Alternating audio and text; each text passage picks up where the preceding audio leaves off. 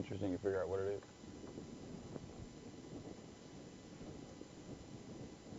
Hi, and welcome to the SEO podcast, Unknown Secrets of Internet Marketing. My name is Chris Burris, owner of E-Webstyle. I am Charles Lewis, your Internet Marketing Specialist. Thank you guys for tuning in. This is podcast number 171. You are listening to the most popular internet marketing podcast that's also about SEO and internet marketing and websites and how you deal with people who end up at your websites on iTunes.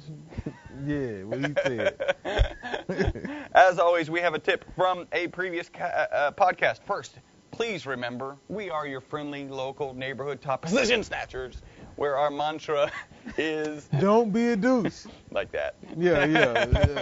Don't be a douche. Tweet now if you can, if you have a device, if you're at a computer, if you have a tablet. Go ahead and tweet. What you want to tweet for us, please, is... Hashtag SEO podcast. This is number 171. Make sure you tag us at E-Webstyle. That way we can link up, we can network, and we can kick it. As always, there is a tip from a previous podcast. That was podcast number 170. And the tip is make sure your on-page optimization strategy is up to date. Is up to date with the latest algorithm changes. Yeah, you want to make sure that whatever tactics, whatever strategy you are using for your on-page optimization, make sure that you're up to date on the latest algo. You know, don't be using exact match keywords in your anchor text.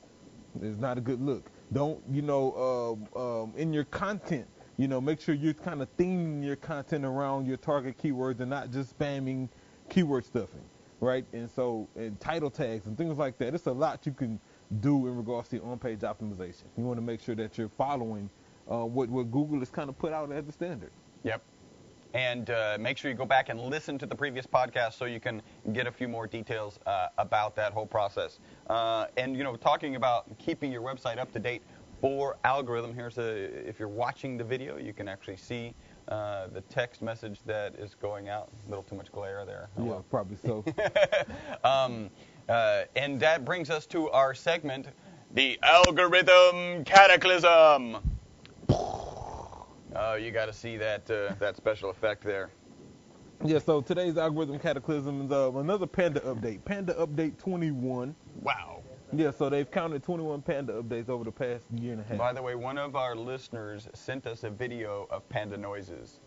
I know, I saw it. I didn't see the video yet, but I saw the message. Yeah, so they actually do make noises, not just during sex. I remember we talked about that. Yeah. But yeah, Panda 21, it happened last week. And it's basically just a Panda refresh. They said it only affected 1.1% of all online searches. Now, what's interesting, speaking of searches and stats, remember when they went to protecting the keyword data, and so it was only going to show 3% of not provided would be like 5% of all searches? Yeah. I read an article this morning that said it's 39%. Across the board. Wow. That sounds about right, and actually that could even be a little low. Yeah. That could even be a little low, because from what we're seeing, it's more like 50%. Half of them will have, for example, 150 visits to a site, and 75 of them have keyword data, and the other 75 are not provided. Yeah. Well, and that number may have changed. Maybe their original estimate was fairly accurate. It just changed quickly because people are adopting Gmail, people are making a Gmail account, and people are staying, or Google does a good job of keeping you signed in on your Gmail account. So that's maybe why that percentage has gone up, because now more people are searching after they've been signed in. Yeah, that's just a short time, though. Seems like we just made that adjustment. And, 6 months later, to jump from 5% to 40%? Well, I just think the emphasis now on a G Plus account, right? And so there's so many avenues where you really need to have a Google account, and it's so easy to sign into it and remain signed in for the day or a week. Yeah. It doesn't auto sign you out of your Google account, in 10 minutes. Mm-hmm. That, and then the fact that, with the browser deal with Chrome, sign the browser, so now, and I do that everywhere. Yeah. Like I'll go to your house. I'm signing in Chrome. Chrome sign in, because I have all my stuff. Exactly. Yeah. And so that's effective because now I'm at different locations. I'm still signed in. All all the time. And so, yeah, it's I can see that. Very true. Well, you noticed that there was no tear tattoo on my eye. That's because we have some reviews. These were posted on iTunes. If you want to help us out, if you get any good information from this podcast, and if our reviews are any indication, apparently that is occurring, then go ahead and 3 simple steps. Go on to iTunes, create an account, write a review. If you choose to, go ahead and send us an email, podcast@e-webstyle.com. And let us know that you submitted a review, and we'll give you some link love. This first review is the title, Best SEO Podcast Out There. Thank you. Appreciate it. 5 stars. This is Graze on Barber. Who? Graze on Barber. Oh, okay. Barber. Grayson Barber. Thank you. SEO, come on, let's get straight to the review here. We don't need to quibble over who's right or who's wrong. Just because Grayson Barber makes sense. SEO is a very boring subject, this is the review. But somehow these guys keep me listening. Yes, they do talk about some random stuff in the beginning, but there are a few nuggets in there, and it's nice to laugh once in a while. I am pleased to say that they have helped me get my wife's site, littlesprouts.co. We did a webinar on that one. To get it to the first page of Google with the search phrase Organic Preschool San Diego. I still have a long way to go, but I am confident that with the information that they share, I will get to the first page for Preschool San Diego. Keep it going, guys. You rock, and God bless. You, man, Grayson. Yeah. Man, appreciate the review. Punch the face to you. Man, the competitive phrase. Good luck on the other one, Preschool San Diego. Yeah. That just sounds competitive. Sounds extremely. It's also very niche. Yeah. So you should be able to do that. I think we did do an analysis on that site. So I think so, or we may have done one, littlesprouts.co.uk, which was a soccer website.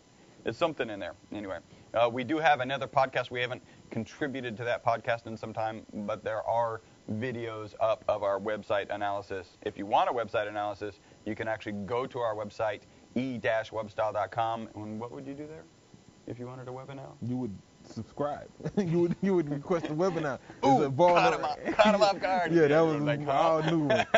Yeah, go to the website. On the side, there's a free website analysis form. Just leave that. That will put you on our newsletter, and that way you can keep all this content coming to your email. Next review, fantastic for do-yourself SEOs, 5 stars. This is by Quince79. I consider podcast an invaluable tool that is really paying off in terms of my company's visibility. The fact that it is also entertaining is just an added bonus. Keep up the good work, guys. Thank you so much. It, dude. Thank you for tuning in. The other thing you could do if you get any value from our podcast is you could go to e-webstyle.com/G+. Yes, G+, or Google+, or Google+, or G+. Figure it out. And that'll take you to our G+ page, and you can write a review there. Leave us a review. Tell us what you think about it. We so appreciate it. Little bit of news. This is cool. Kansas. So Google, has been working on this huge fiber network in a neighborhood in Kansas City. It's finally opened. They're getting 1 gigabit per second. Wow. For $70 a month. Wow. Yeah, it's like crazy. Wow. You know what else Kansas City is known for? Like, this is totally random. My brother used to live there. Barbecue. They're also known for the city in the world with the second largest quantity of fountains. Really? Outdoor fountains, yeah. They're like you can't Fountains swing everywhere. a dead cat without hitting a fountain. I don't know why anyone ever swings dead cat, but they do it all the time, and they hit stuff. Like fountains, probably. In Kansas City, it'd be fountains. Here, it would be cars and traffic. Steve Wozniak has said that he thinks Microsoft may be more creative than Apple. He also says that Steve did not have to be so much of a bastard. That was quote unquote. Yeah, good timing to make that point. I disagree with both of those statements. I agree. I mean, I agree that you disagree. I'm going to move on. Yeah. The new Wii. Microsoft will never be more creative than Apple. Yeah. Like, come on. And Steve had to be that way. Yeah. That's why Apple is the way it is now. Absolutely. I agree with that. You know, the Wii, have you seen the new Wii? No. So there's a new Wii, and it's actually like a whole oversized PS3 and the console, right? So you've got a screen and anyway, it seems overblown to me. They're saying that it's probably going to be sold out for the first 6 months, like when the Wii originally came out. And it makes me wonder, so Apple does a really good job of having a ton of phones, right? 2 million of them or something on the first day. Yeah, they choose a good sellout number. I mean, you do that in restaurant, right? I got a friend who owns a barbecue restaurant, and one of his things is, you know, Chuck, I'm looking to sell out today. Yeah. You know what I'm saying? And so he has, he has a certain number of food that he needs to sell in order to hit his happy spot and make sure everybody's paid, all the bills are paid. Then he has another number, make sure they hit profit. Right. And another number higher than that, good day. Which is a good Shoot day. for that number. Yeah. And it sells out right then, we're out. Yeah. And so, yeah, Apple does that well. We need to have 5 million phones on day one. At the stores. The stores. Like we said in one of our podcasts, it's kind of amazing that they can have 5 million phones in stores and no one has seen them. And they don't take pictures beforehand, and you know they've got a lot of incredible confidentiality. Probably you lose your right leg and left arm if you reveal an iPhone. Left pinky toe and right thumb. Yeah, that's a bad combination. One other thing, the new HTC, I can't remember what it's called, Droid DNA, which by the way is just a really cool name, has built into it the wireless charging. Which is kind of cool. Now, wireless charging has a couple drawbacks. I was reading. One of them I knew, which is inductive charging, is significantly less efficient. Yeah, battery probably run down super fast. Well, it's not just the battery, it's the process of charging it. So it uses more electricity and it takes forever. The other thing is when your phone's dead and you still need to use it, you plug it in and you can still use it. If your charging method is to leave it on a pad, then you're like... or a speakerphone, one of the two. It's one or the other. Yeah, Both of us are like dipping our head down. Yeah, that's how you use the phone in that case. So that is the potatoes. Now time to get to the meat. By the way, you can follow us on Facebook, facebook.com/E-Webstyle. Or on Twitter, twitter.com/E-Webstyle. Or on YouTube, youtube.com/E-Webstyle. And there's one more. You can send us an email, podcast@E-Webstyle.com. Now, I did get, somebody has said that our support at E-Webstyle isn't working.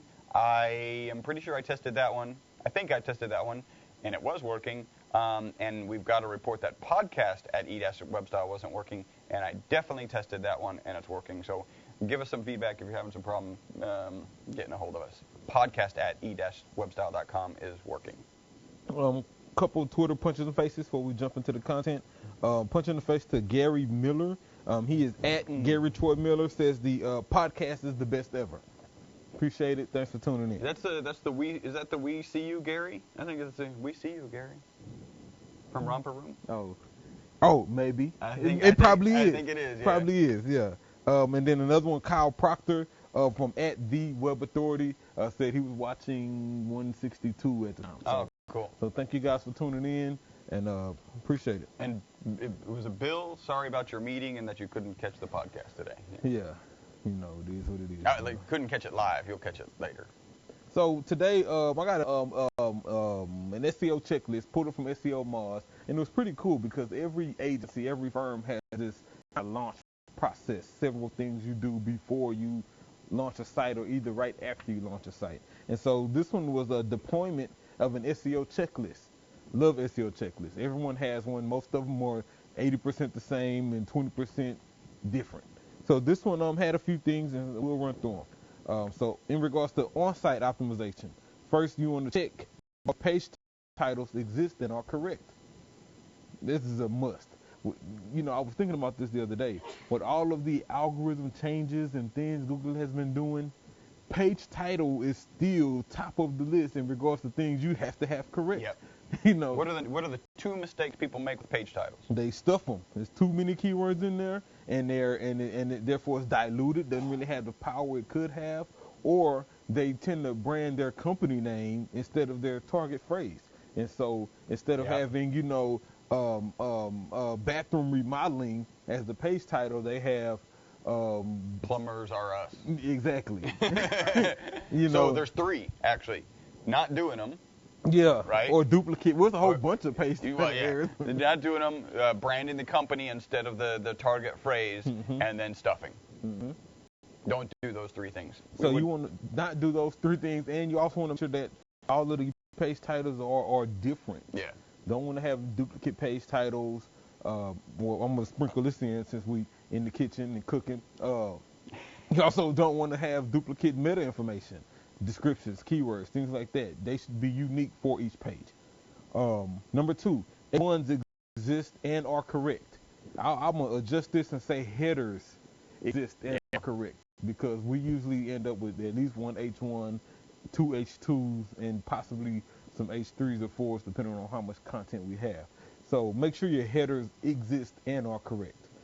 Make sure you have the header is that one place on the page where you should have that exact match keyword. And that content, okay, theme it, make it different. But in that header, go for your target term. Exact match.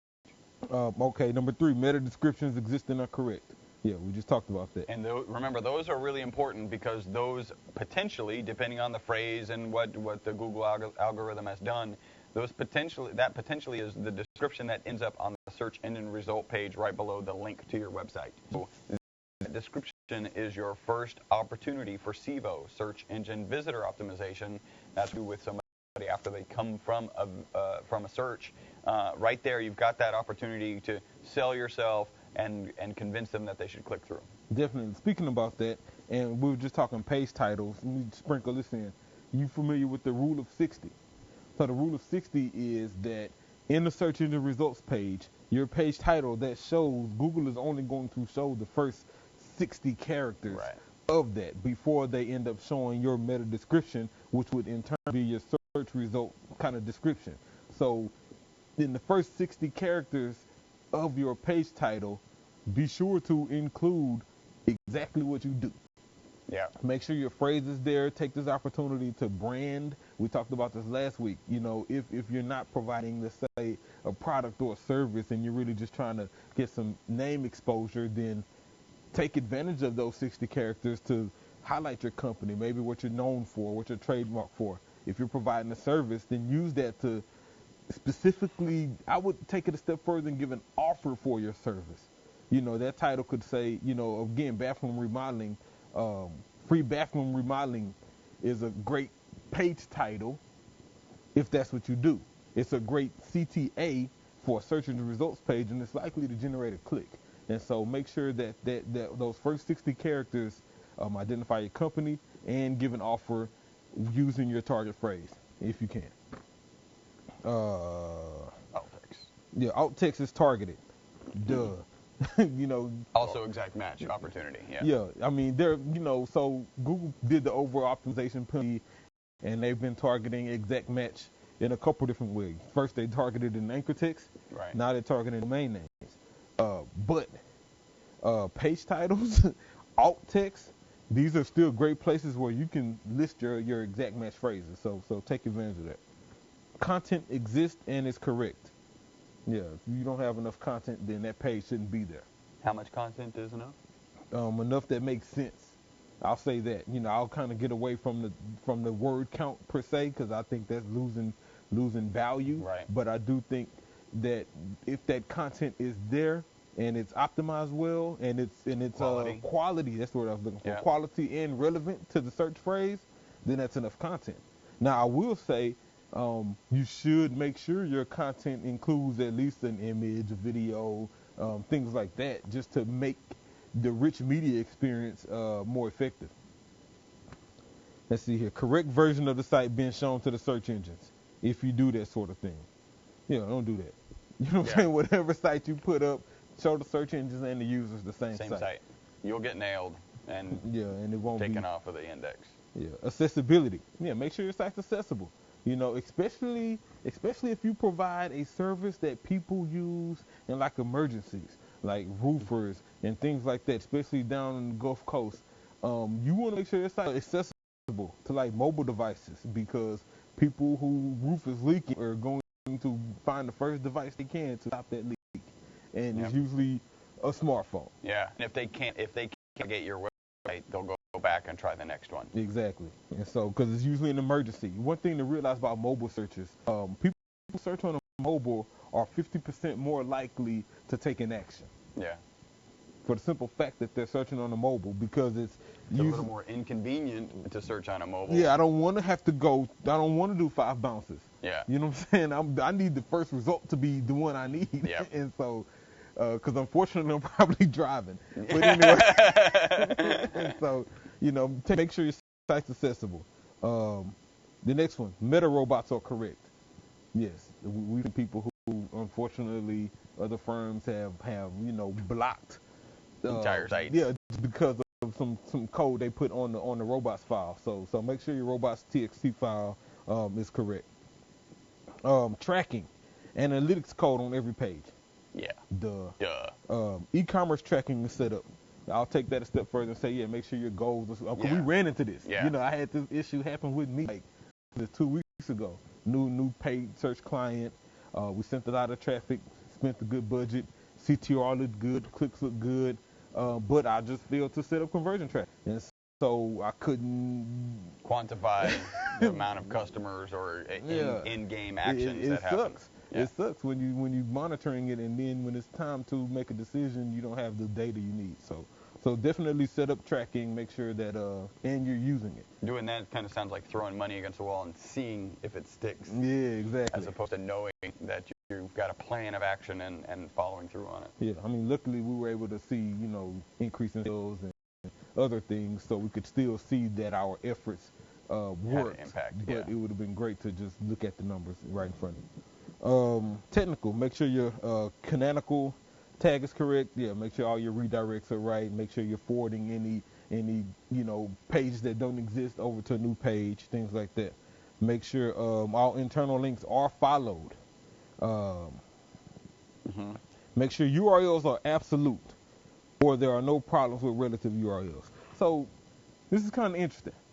I think internal links on the site, you don't need absolute URLs.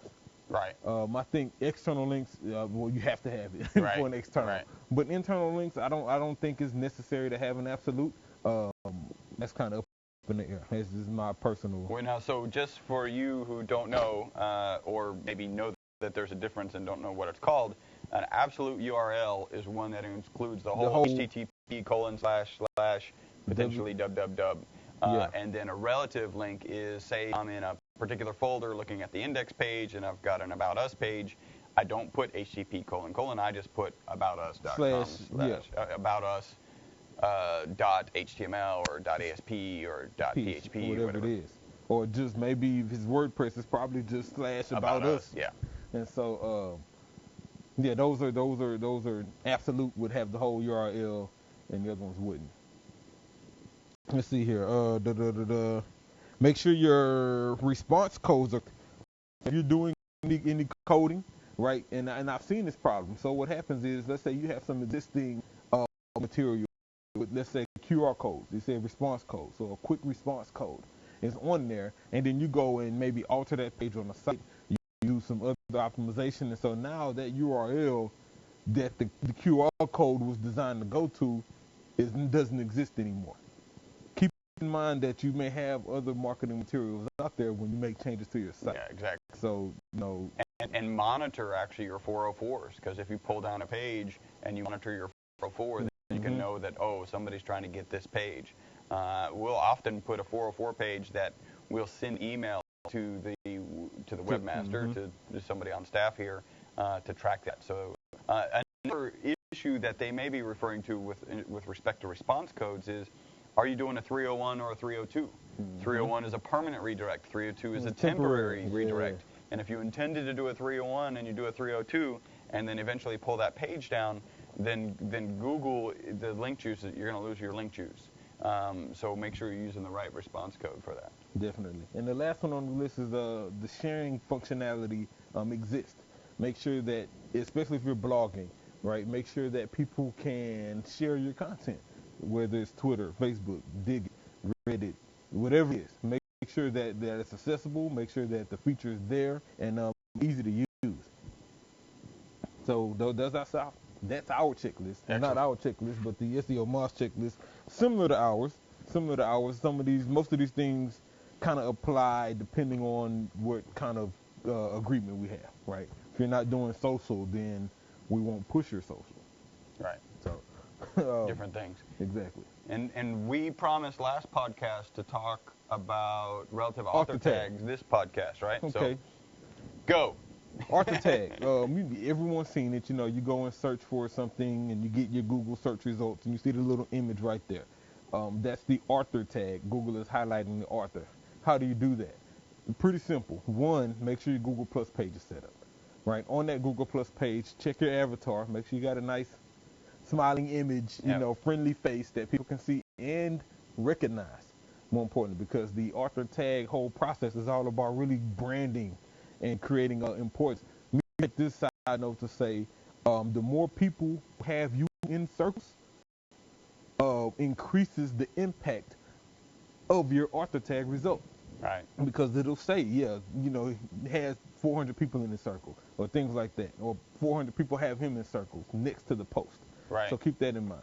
But once you set up that plus page, go to your about page, click edit, and whatever sites that the content is on that you're posting, make yourself a contributor, not editor. You'll see one section for websites, then you see another section for contributors. This is on the about page, profile page on your Google Plus page. Yep.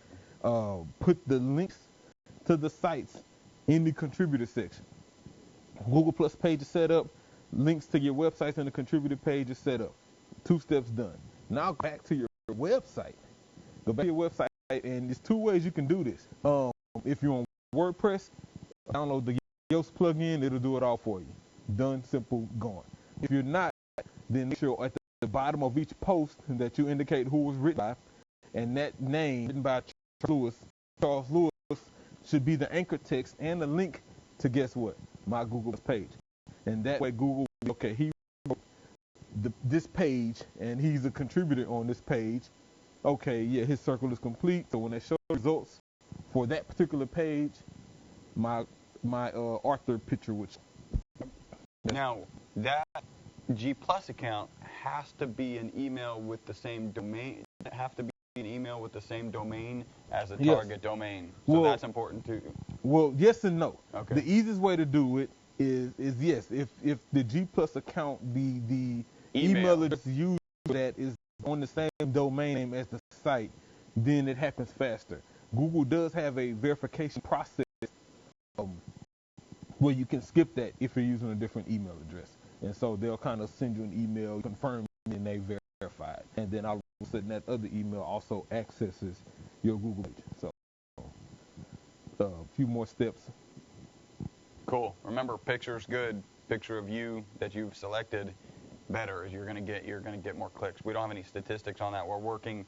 Actually, we've got one of our clients who gets a significant amount of traffic, who blogs regularly, and he just got relative author tag. So we flagged that. We'll be looking at the numbers, I don't know, in another 2 months.